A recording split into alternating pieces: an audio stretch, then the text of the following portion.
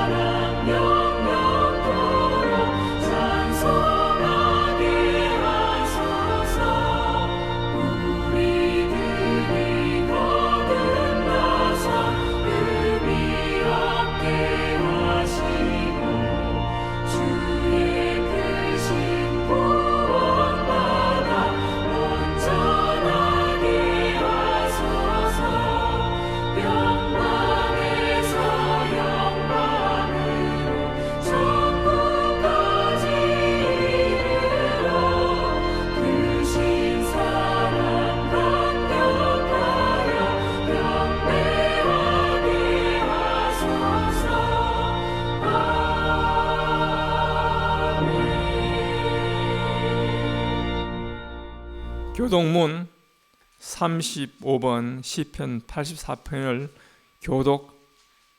교독하시겠습니다. 제가 먼저 하고 혜준께서 2장을 하시면 되겠습니다. 만군의 여호와여, 주의 장막이 어찌 그리 사랑스러운지요.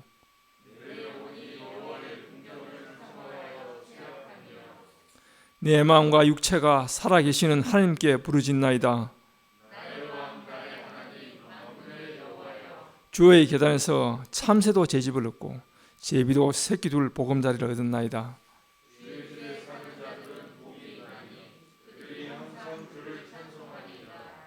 주께 힘을 얻고 그 마음에 시온의 대로가 있는 자는 복이 있나이다. 그곳에 많은 샘이 있을 것이며 이른 비가 복을 채워주나이다.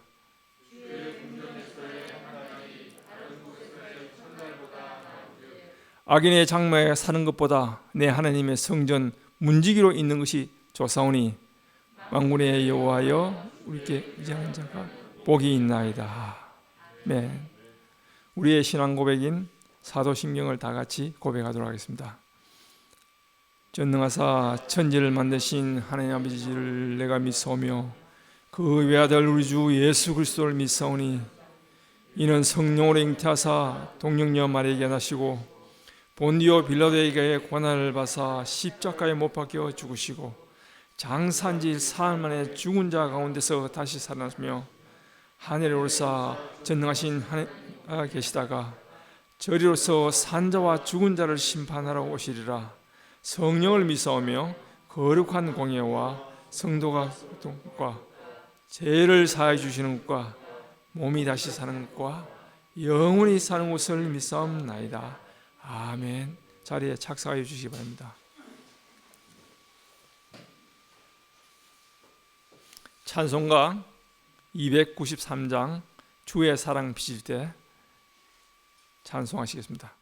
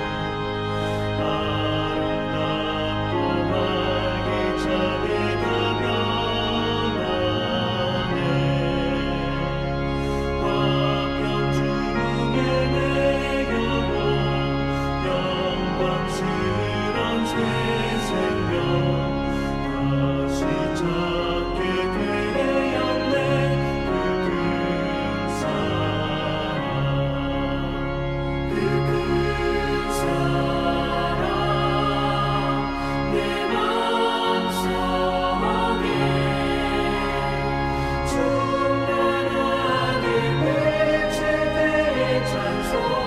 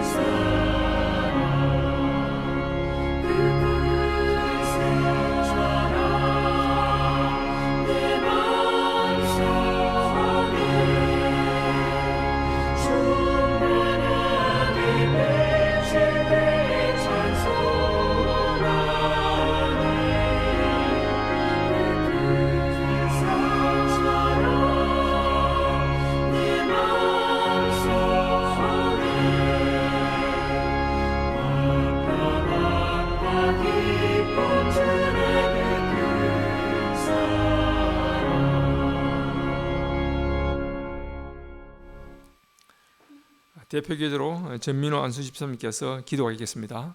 기도 가운데 많은 은혜 받으시기 바랍니다.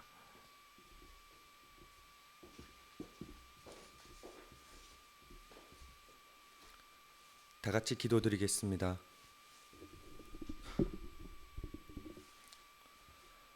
은혜로우시고 자비로우신 하나님 아버지, 세상에서 방황하던 저희를 부르사 생명을 주시고 하나님의 자녀 주심을 감사드립니다. 죄와 허물로 죽을 수밖에 없는 저희들을 위하여 독생자 예수 그리스도를 보내주신 참 좋으신 하나님, 이 시간 찬양과 경배와 감사 존귀를 드리오니 영광 받아 주시옵소서. 지난 한 주간 저희가 지은 모든 죄를 회개하오니 불쌍히 여기사 용서하여 주시옵소서.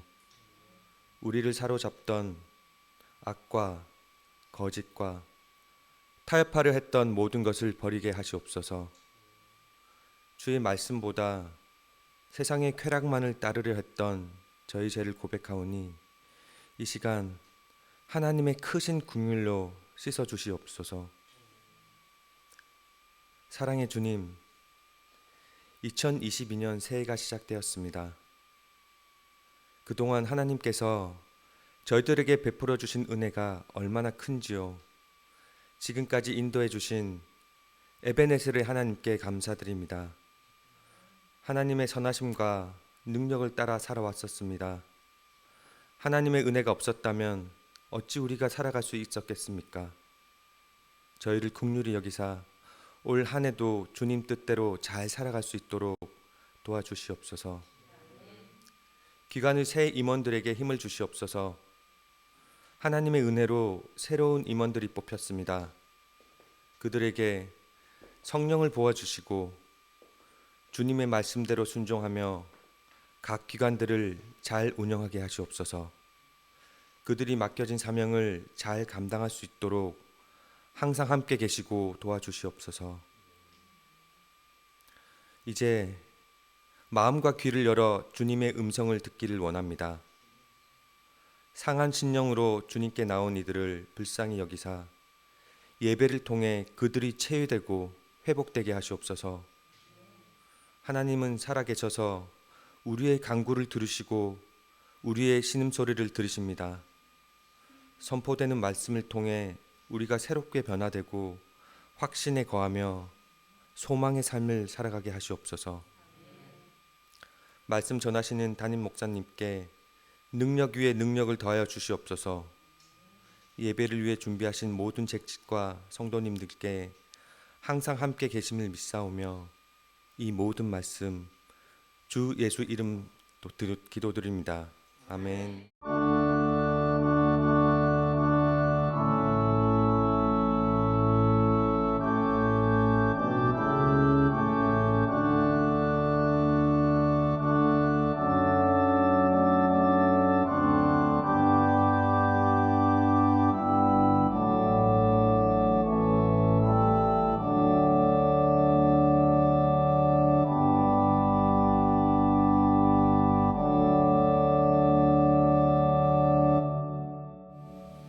사도행전 13장 1절에서 5절까지 고복순 지사님께서 봉독하여 주시겠습니다.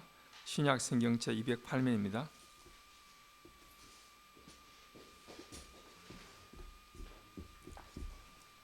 성경 봉독하겠습니다. 안디옥 교회에 선지자들과 교사들이 있으니 곧 바나바와 니게르라 하는 시므온과 구레네 사람 루기오와 분봉왕 헤롯스 젖동생 마나엔과 및 사울이라. 주를 섬겨 금식할 때에 성령이 이르시되 내가 불러 시키는 일을 위하여 바나바와 사울을 따로 세우라 하시니 이에 금식하며 기도하고 두 사람에게 안수하여 보내니라. 두 사람이 성령의 보내심을 받아 실루기아에 내려가 거기서 배 타고 구브로에 가서 살라미에 이르러 하나님의 말씀을 유대인의 여러 회당에서 전할세 요한을 수행원으로 두었더라. 아멘.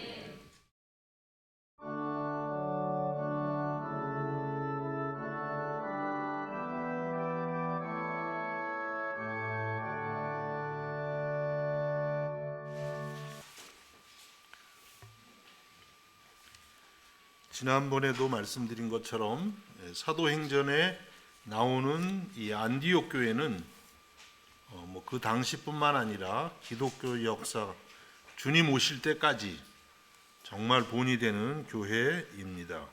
특별히 안디옥 교회는 세계 선교하는 데 있어서 가장 좋은 본을 보여준 교회가 되겠습니다. 그래서 말씀드렸죠. 안디옥 교회가 아마 전 세계 모든 도시에 다 있을 거예요. 비엔나에는 없네요. 비엔나 안디옥 교회.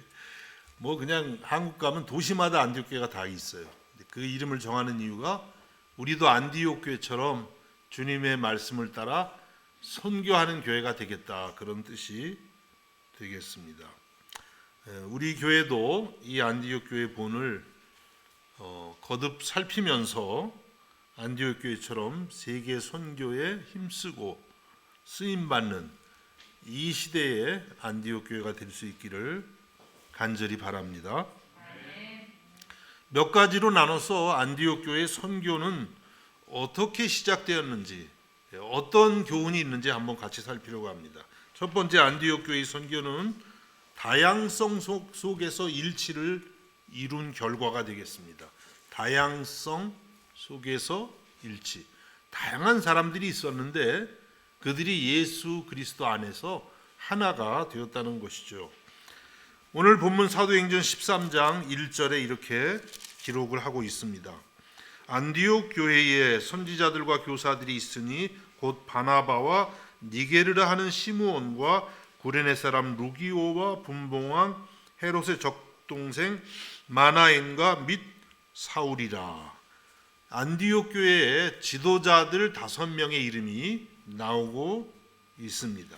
여기 선지자들과 교사들 그랬는데 말씀을 가르치는 리더들이라고 하겠습니다. 5명이 있었는데 이 구성을 보면 구성이 굉장히 다양한 것을 알 수가 있습니다.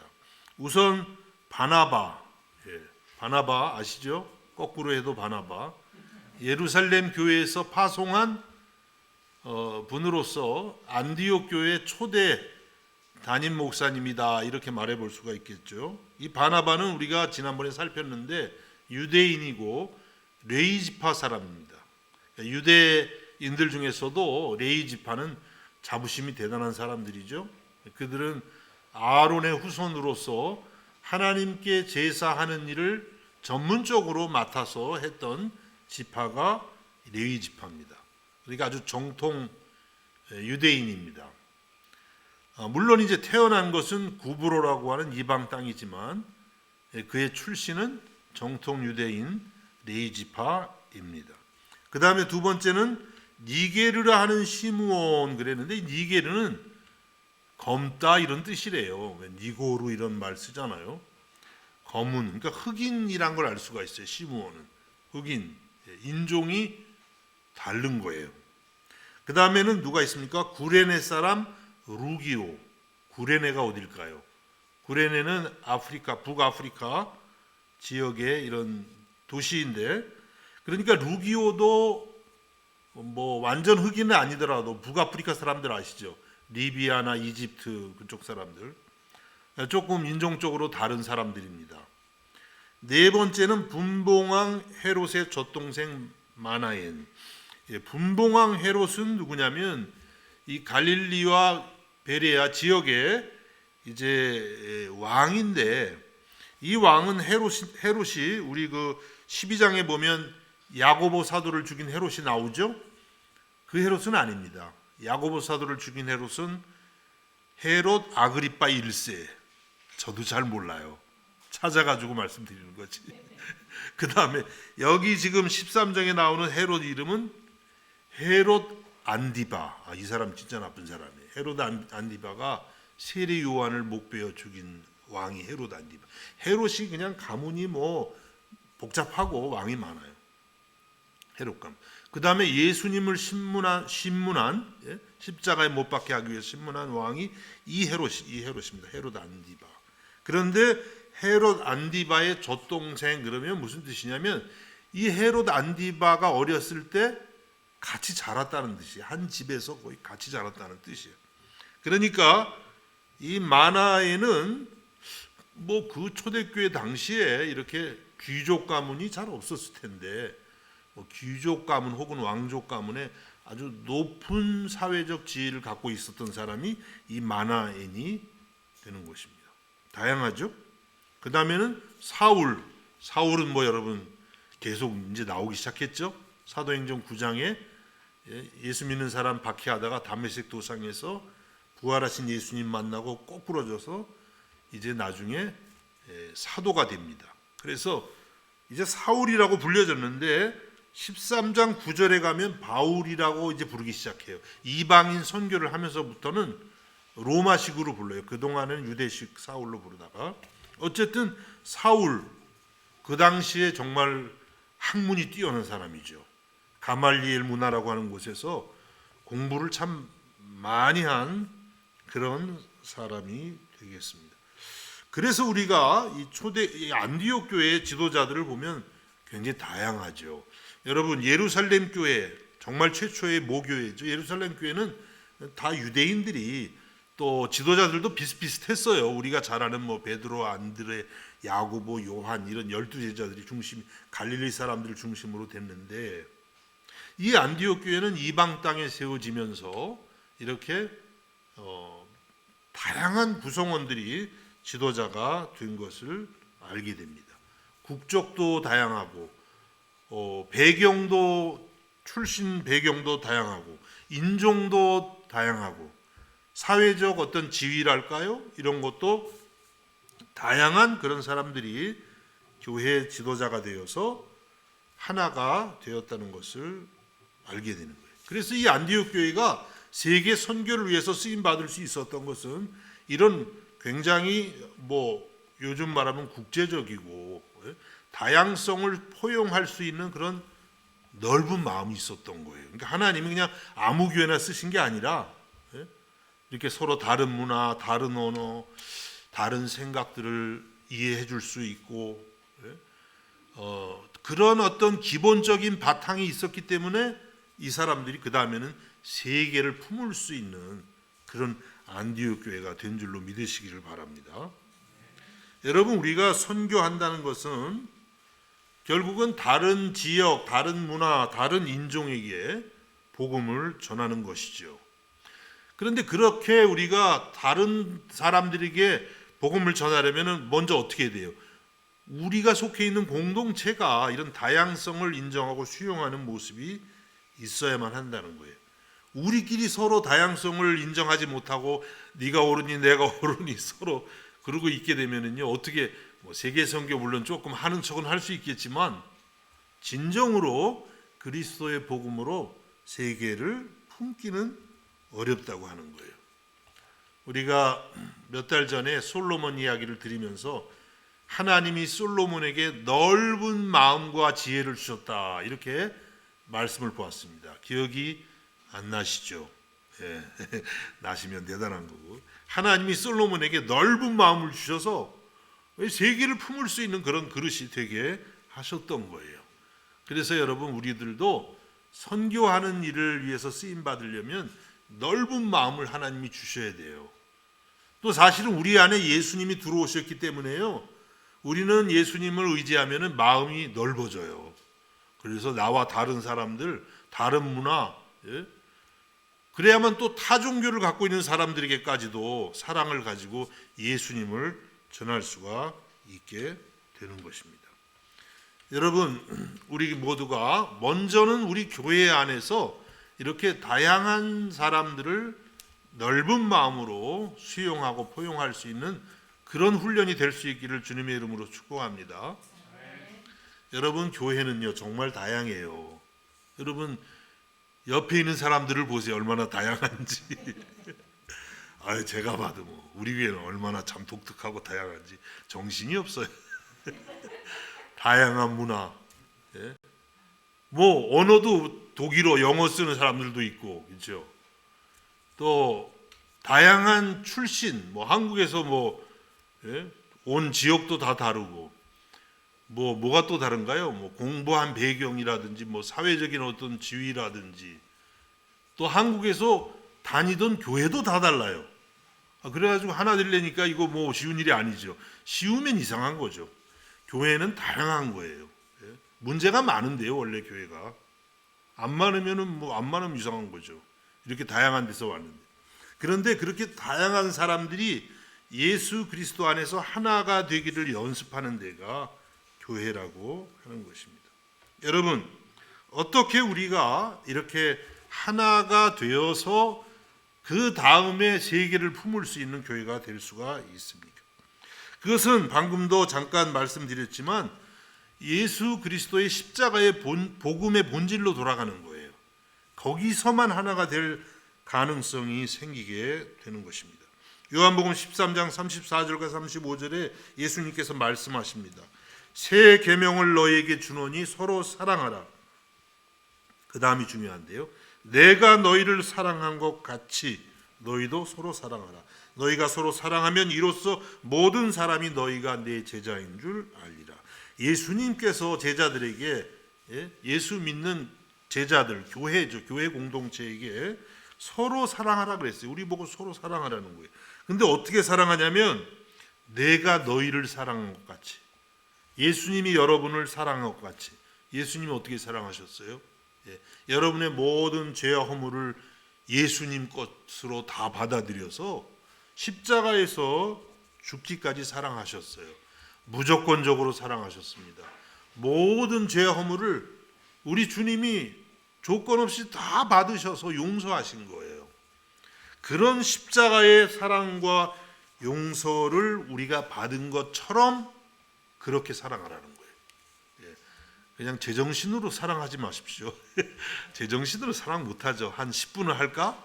그러다가 정신 들면은 이제 사랑 못하고 좀 이상한 데로 가는 것 같네요. 십자가의 복음으로 돌아가야만 사랑이 가능해지기 시작하는 거예요. 주님이 여러분을 사랑하신 그 사랑을 경험할 때에만, 그 용서의 깊이를 경험할 때에만 우리는 누군가를 진심으로 사랑하기 시작하는 것입니다. 여러분, 오늘 우리의 문제가 무엇일까요? 그것은 말씀드린 것처럼 예수 그리스도의 십자가의 복음을 아직 너무 적게 경험해서 그래요.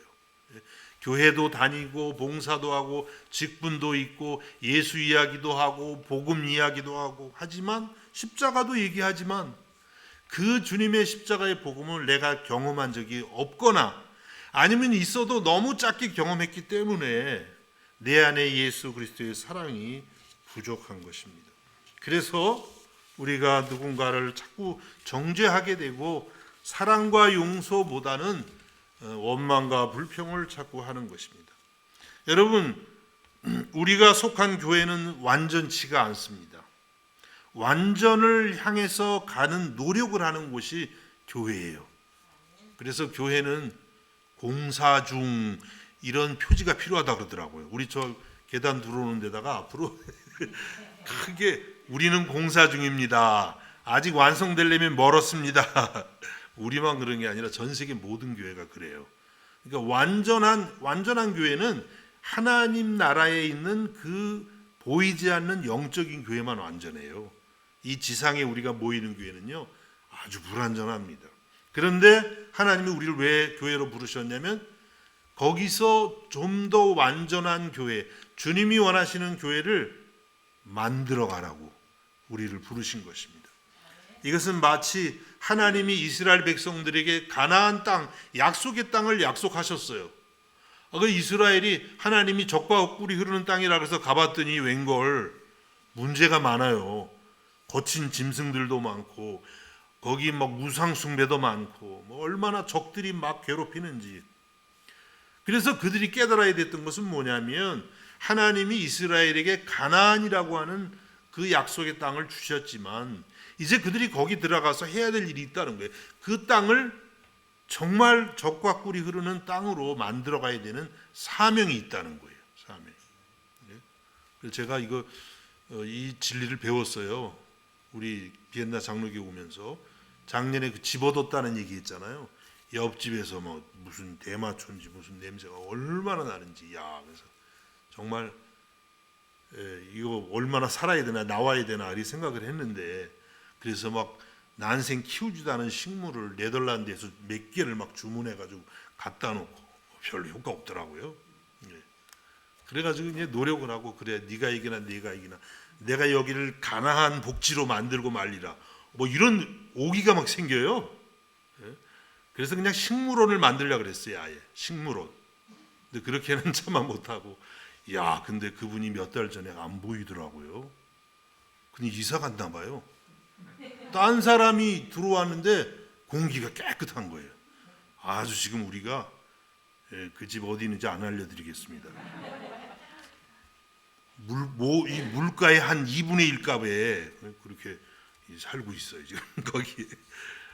그래서 그때 아주 내가 여기가 지금 너무 이상한데 가나안으로 만들어야겠다 하면서 내가 이스라엘 백성이 생각나더라고요.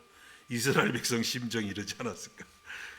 이스라엘이 거기 들어가서 하나님이 보내신 건 완전한 데를 주신 게 아니라 너무나 부족하지만 거기 들어가서 하나님 믿고 의지하면서 싸워서 거기를 가나안 복지로 만들라는 거예요. 여러분 오늘도 하나님이 우리를 교회로 불러주셨습니다. 완전한 곳으로 불러주신 것이 아니에요. 예? 그러면 크게 실망하죠. 불완전하고 부족하지만 여기서 우리가 기도하고 서로 말씀대로 사랑하고 수고함을 통해서 예수 그리스도의 십자가의 사랑과 용서를 우리가 먼저 경험하고 실천함으로써 가나안 복지 같은 아름다운 교회를 만들어가라고 부르신 줄로 믿으시기를 바랍니다. 예. 그렇게 할 때에 주님께서 우리를 통해서요 세상 사람들이 예수 그리스도를 알게 된다고 말씀하신 게 요한복음 13장 34절과 35절 말씀이었던 것입니다. 여러분 세상이 결코 할 수 없는 것을 교회가 할 수 있는 게 있습니다. 그게 뭐냐면 이렇게 다양함 속에서도 일치를 이루는 일이에요. 여러분 세상은 평화를 이루기가 어려워요. 물론 강제적으로는 좀 되지만 진정한 의미에서 평화를 이루는 것은 할 수가 없습니다. 그것을 할 수 있는 세상의 유일한 기관이랄까요? 기관이 있는데 그것이 바로 예수 그리스도의 교회인 것입니다. 우리가 그렇게 하지 못하는 것에 대해서 늘 가슴 아파하고 회개하고 우리가 날마다 새로워져야 되는 줄로 믿습니다. 그리하여서 우리 교회에서 하나를 이룰 뿐만 아니라 다른 교회하고도 혹은 타 교단과도 이렇게 하나가 될 때에 우리들의 마음이 온 세계를 넉넉히 품고 주님의 도구로 복음의 도구로 쓰임받게 될 줄로 믿습니다. 두 번째 안디옥 교회 선교는요 정성스러운 예배에서 시작되었습니다. 정성스러운 예배 어디 그런 말씀이 있나요? 13장 2절에 보니까 주를 섬겨 금식할 때에 이렇게 시작합니다. 여기 섬긴다는 건 예배 드린다 그런 뜻이에요. 영어 성경에는 어떻게 되어 있어요? While they were worshiping the Lord. worship이 예배 드리는 중에 성령님이 임하시고 바나바와 사울을 선교를 위해서 세우라고 말씀하셨습니다. 그런데 그냥 예배 드린 게 아니라 금식할 때, 금식하면서 여러분 금식 기도 해보신 분들 많이 있으시죠? 왜 금식 기도 하세요? 그냥 이왕이면 밥 든든히 드시고 하시지. 금식하고 기도하는 건 기도에 집중하려고 하나님께 집중하려고 그렇죠? 배부르면 기도가 잘 나오나요? 배부르면 저는 기도가 안 나고 잠이 오더라고요. 오늘도 아침을 좀 너무 많이 먹은 것 같아요.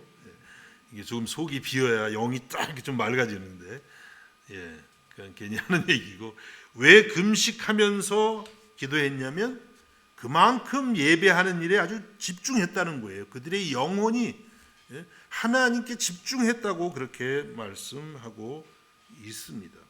이렇게 예배에 집중할 때 성령님이 이르시되 성령이 임하신 거예요. 그리고 주님의 음성이 들리게 되었던 것입니다. 그래서 안디옥 교회 선교는 그냥 무조건 선교합시다 그러고 간 건 아니에요. 저는 좀 그런 스타일이거든요, 사실. 잘스부르 교회에서 선교할 때요, 기도도 안 해요. 그냥 선교 간다 언제 그러면 가면서 버스 타가지고 자 우리 좀 기도하고 가야겠지. 그렇게 이제 기도하면서 가서 이게 참 본의 안 되는 얘기죠. 미리 많이 준비하고 그랬어야 되는데 여기 오늘 안디옥 교회는 보니까 선교하기 전에 먼저 기도를 먼저 한 거예요. 무엇이 먼저인지 알 수 있겠죠. 선교가 먼저인가 예배가 먼저인가? 예배가 먼저라는 거예요. 예배를 해서 성령이 임하면 그 다음에 이제 동작으로 반응하게 되는 것이죠. 여러분은 행동파세요? 무슨 파예요? 하나는 양파세요? 행동파가 있고 침묵파가 있는데 여기 이렇게 보면 행동파가 아니에요. 사실 하나님 앞에 먼저 기다리는 거예요. 가만히 은혜 올 때까지. 그리고 나니까 그 은혜를 가지고 움직이는 거죠. 그래서 저같이 좀 행동파에 제가 의외로 굉장히 행동파입니다.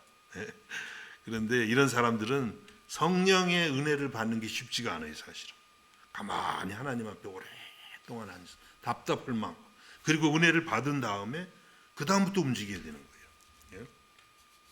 이것이 바로 안디옥 교회가 선교할 수 있었던 이유가 되는 것입니다. 여러분, 우리들이 교회적으로 선교하는 일, 또 우리 각자가 세상 속에서 크리스찬으로서 크리스찬답게 살아가는 것, 이 모든 것이 위에서 오는 능력이 먼저 있어야 되는 거예요. 그게 결여가 돼 있으면 외적으로 나타나는 것도 불가능한 것입니다. 예수님께서는 이런 진리를 우리에게 가르쳐 주셨습니다. 누가복음 24장 48절과 49절에 보니까 예수님이 제자들에게 말씀하십니다. 너희는 이 모든 일의 증인이라. 볼지어다 내가 내 아버지께서 약속하신 것을 너희에게 보내리니 너희는 위로부터 능력으로 입혀질 때까지 이 성에 머물라 하시니라. 이게 예수님이 승천하시기 직전에 예수님 제자들에게 이제 너희는 예수 그리스도의 나의 증인이 되어다오 이렇게 말씀을 하시는데, 그러나 증인 되기 전에 뭐부터 하라 그랬어요? 머무는 거. 하나님의 위로부터 오는 능력으로 입혀질 때까지 이 성에 머물라. 여러분 좀 머무르셔야 돼요. 하나님 앞에 기도하는데 그냥 1분 하고 별로 뜨거운 게 없네. 그냥 돌아서면 안 되는 거죠. 그냥 앉아서 그냥 아무것도 없는 것 같아도 1시간이고 2시간이고 머물러 있는 거. 우리는 그게 시간이 아깝다고 생각이 되고 잘못하면은 뭐 손해 보는 것 같지만 아니라는 거예요. 그때에 하나님의 능력이 위로부터 우리에게 와서 우리에게 성도로서 승리하는 삶을 이끌어 주신다고 주님께서 가르쳐 주고 계시는 것입니다. 여러분, 그렇습니다. 우리 성도가 복음을 증거하고 예수의 증인으로 산다는 것, 우리 힘으로 되는 일이 아닌 것입니다. 하나님께서는 예배하는 자를 찾으시고 진심으로 예배하는 자에게 이런 하늘의 능력과 영광을 보여주시는 분인 것입니다. 레위기 9장 22절에서 24절에 이렇게 말씀하고 있습니다. 아론이 첫 번째 대제사장이죠. 이스라엘의 아론이 백성을 향하여 손을 들어 축복함으로 속죄제와 번제와 화목제를 마치고 내려오니라. 모세와 아론이 회막에 들어갔다가 나와서 백성에게 축복하며 여호와의 영광이 온 백성에게 나타나며 불이 여호와 앞에서 나와 제단 위에 번제물과 기름을 사른지라. 온 백성이 이를 보고 소리 지르며 엎드렸더라. 놀라운 참 광경이에요. 아론이 이스라엘의 대제사장이 되었습니다. 그래서 첫 번째 이제 제사를 드린 거예요. 첫 번째. 굉장히 긴장되고 감격적인 그런 시간이죠. 그래서 아론이 먼저는 자기가 죄인이니까 자기 자신을 위해서 제사를 드리고, 그 다음은 이스라엘 백성의 속죄를 위해서 이제 하나님께 제사를 드립니다. 정성스럽게 제사를 드렸어요. 또 정성뿐만 아니라 하나님이 말씀하신 그 규례대로 제사를 드렸는데 어떤 결과가 나왔습니까? 갑자기 하늘에서 위에서 그냥 불이 확 내려오는 거예요. 불이 내려와 가지고 그 제물과 기름을 그 하나님의 불이 다 살라 버린 것입니다. 백성들이 너무 놀랬죠. 그래서 오늘 말씀 보면 온 백성이 이를 보고 소리 지르며 엎드렸더라. 아이고, 무슨 소리를 질렀는지 제가 혼자 가만히 생각했는데 모르겠더라고요. 어떤 소리일까? 어이구 했을까 뭐라 그랬어요. 그냥 놀래가지고 뭐 불이 막 내려와서 그 그냥 전부 다 재물을 태워버리니까 하나님의 영광을 본 거예요. 이 제사가 구약시대 제사는 오늘날 예배잖아요. 하나님의 영광을 볼 때에 이 사람들의 마음에 하나님의 살아계심이 믿어졌겠죠. 그리고 하나님의 말씀대로 살아야 가야겠다는 그런 다짐이 생겼겠죠.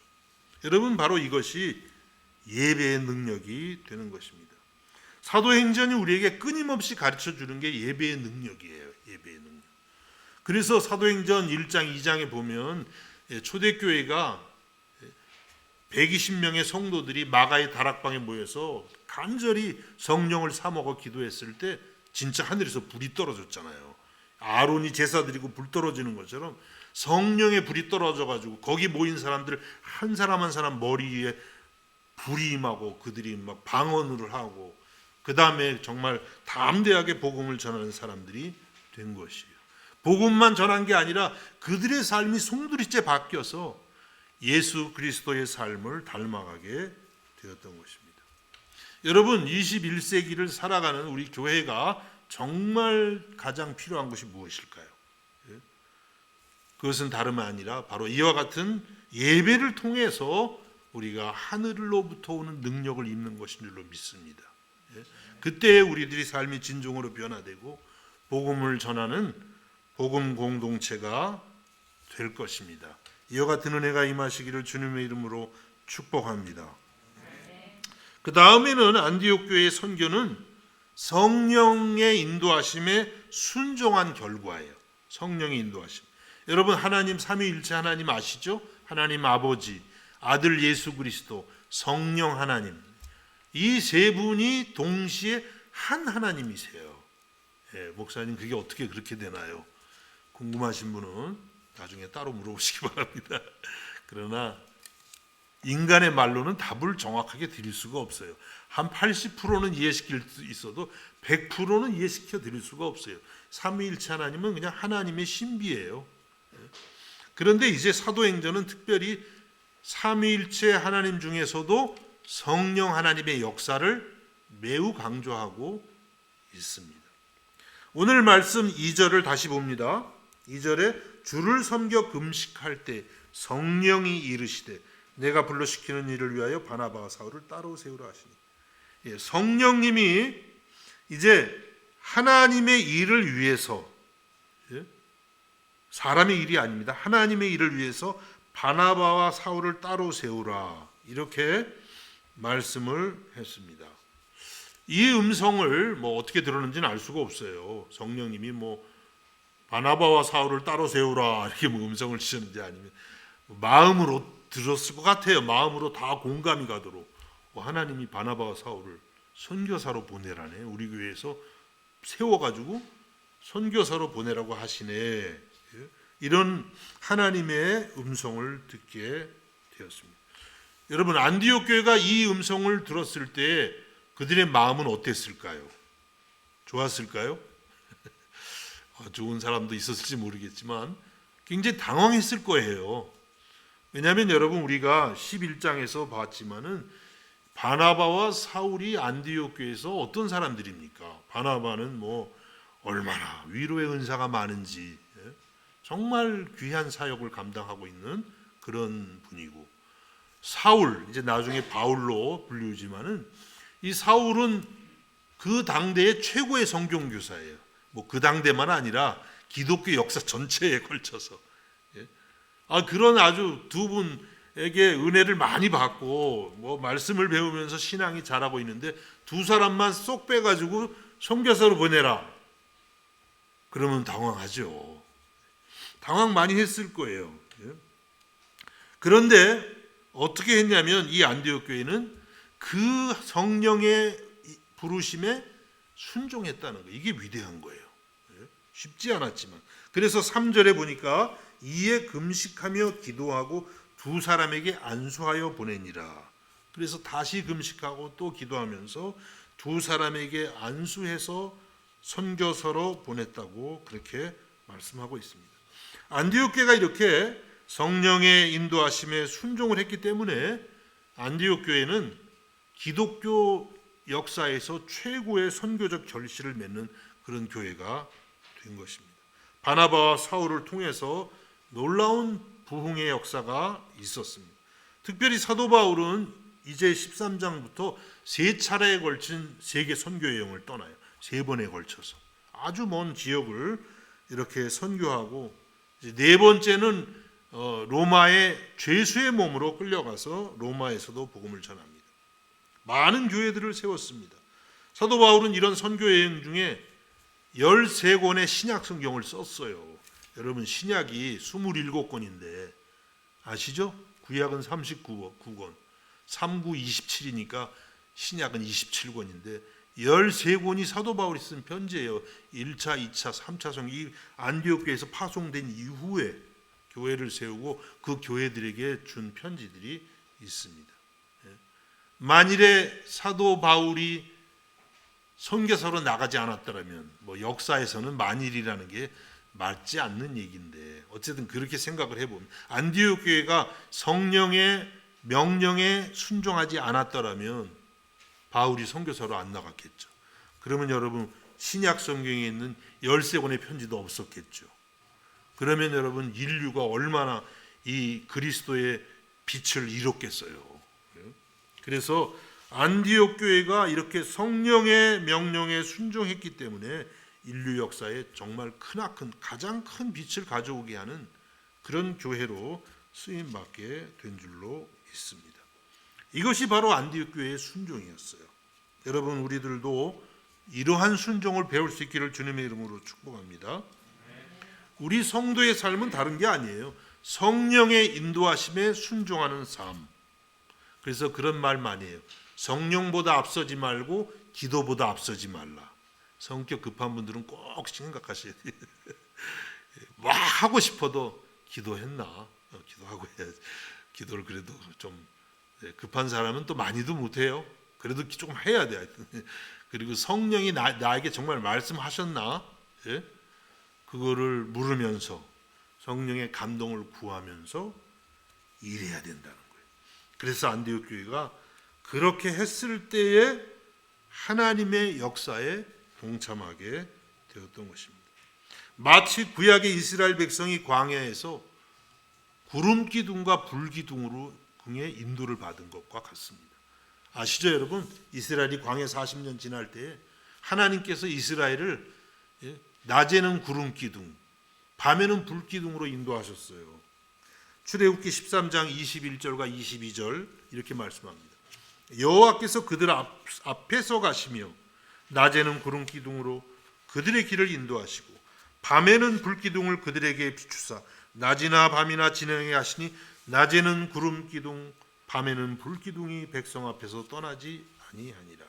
하나님의 인도하심 받는 훈련을 철저하게 시킨 거예요. 40년 동안 구름 기둥이 딱 서 있으면 가다가도 그냥 서야 되는 거예요. 아무리 그곳이 사막일지라도 구름 기둥이 1년간 거기 머물러 있으면 거기 1년간 있어야 되는 거예요. 그러다가 어느 날 갑자기 구름 기둥이 딱 움직이면서 출발하면 그때 그냥 막 장막 다 챙겨가지고 출발하고, 밤에도 똑같아요. 불 기둥도 똑같은 것입니다. 이것은 무엇입니까? 바로 신약으로 말하면 성령의 인도하심을 받는 삶이에요. 성령님께서 가라 그러면 가고 멈추라 그러면 멈추고, 그렇죠. 우리의 말과 생각과 행동과 계획과 모든 것이 성령의 인도를 따라가야 하나님께 쓰임 받는다고 우리에게 가르쳐 주고 있는 것입니다. 순종할 때에 거기에 하나님의 역사가 나타나는 것입니다. 사도행전 13장 4절과 5절에도 이렇게 말씀합니다. 두 사람이 성령의 보내심을 받아 실루기아에 내려가 거기서 배 타고 구브로에 가서 살라미에 이르러 하나님의 말씀을 유대인의 여러 회당에서 전할세 요한을 수행원으로 두었더라. 이제 안수를 받고 그들이 이제 선교사로 떠나게 되는데, 어떻게 떠났냐면 두 사람이 성령의 보내심을 받아, 사람의 보내심이 아니에요. 그렇죠? 물론 안디옥 교회가 보냈지만 더 근본적으로는 성령 하나님, 성령의 보내심을 받아 갔다는 거예요. 그래서 이분들이 선교를 이제 막 떠나는데 처음으로 간 데가 어디냐면 구부러진 섬이 아니라 그랬죠. 이름이 구부로예요. 그런데 이 구브로는 이 두 선교사 중에 한 사람인 바나바의 고향 땅입니다. 잘못 생각하면 고향이라 고향 먼저 생각하고 갔나? 예, 저도 그렇게 좀 생각을 했었는데 그렇지가 않더라고요. 성령의 보내심을 받아, 이게 앞에 있잖아요. 그래서 구브로를 물론 잘 알죠. 바나바 같은 경우는 자기가 태어나서 자란다니까. 그러나 그게 원인은 아니에요.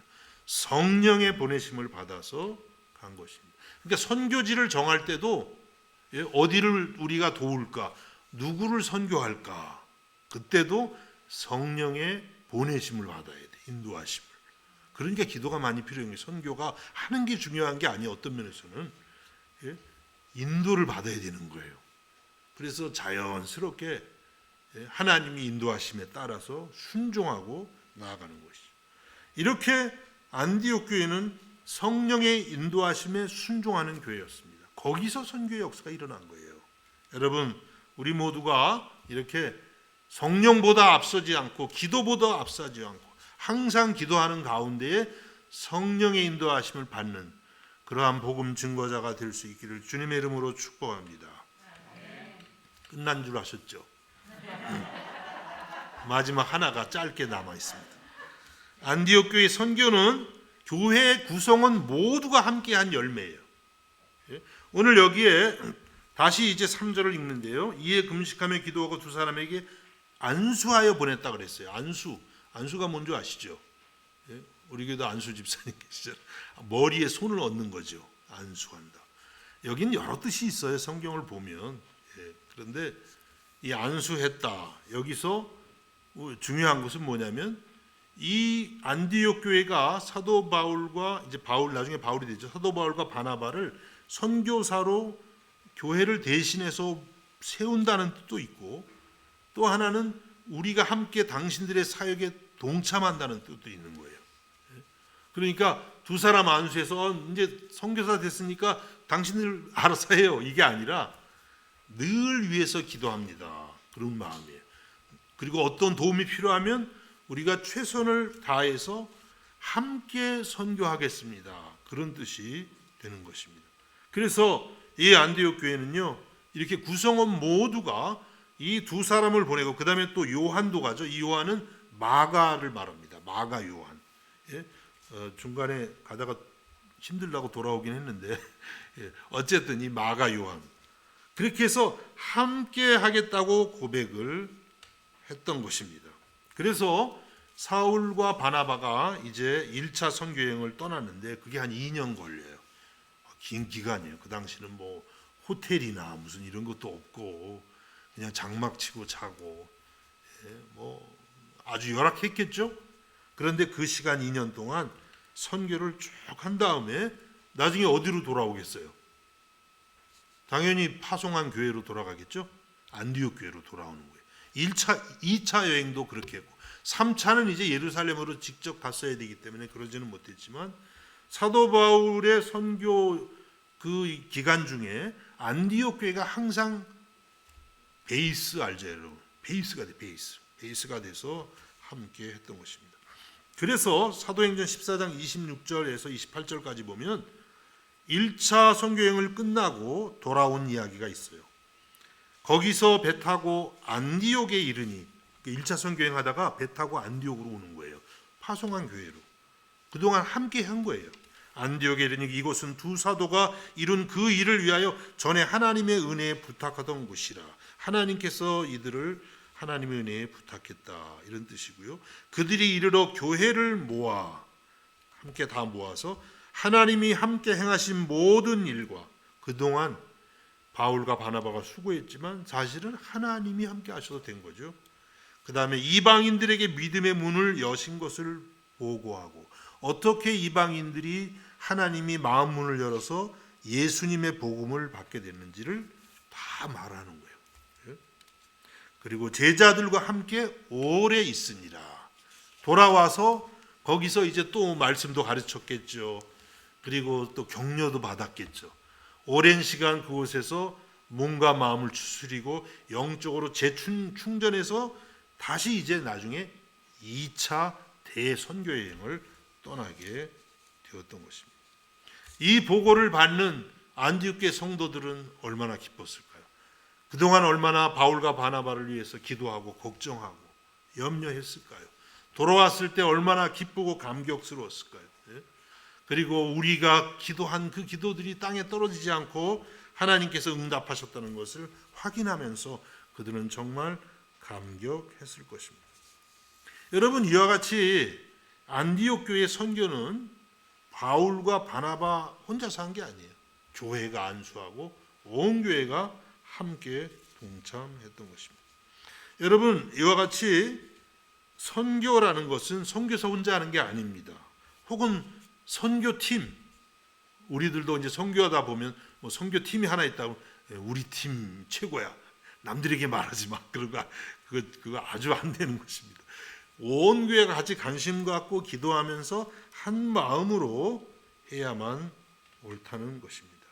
또 이렇게 하려면 여러분, 우리에게 어떤 마음이 필요하겠어요? 아니 뭐 선교 왜 해? 이렇게 된다면 못하는 거죠, 그렇죠? 우리는 교회 존재의 목적에 대해서 일치가 있어야 돼요. 교회 존재의 목적이 무엇이에요? 사도행전의 주제 구절이 무엇입니까? 여러분, 이건 지금 사도행전 벌써 13장 하고 있는데 이거 반드시 아셔야죠. 사도행전 1장 8절. 그렇죠?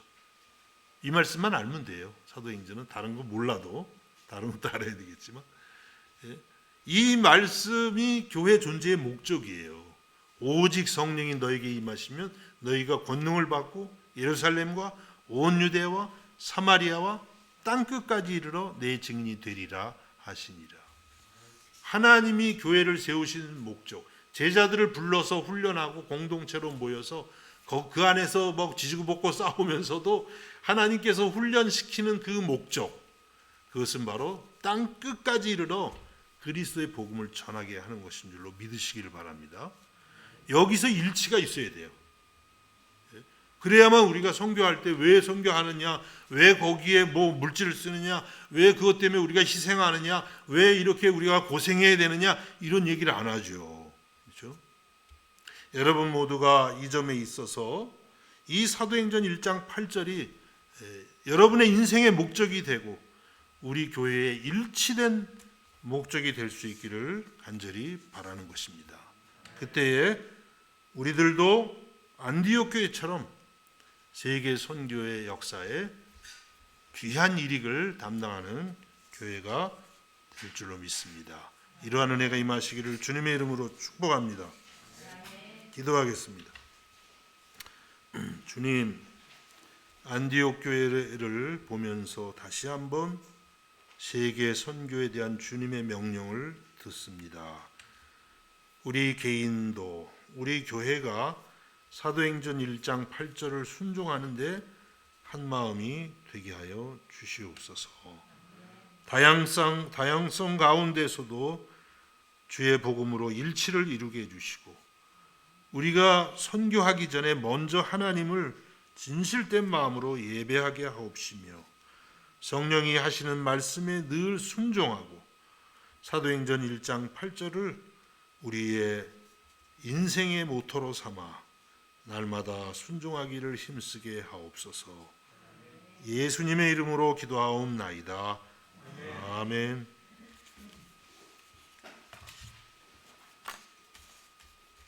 (497장) 찬송하시겠습니다.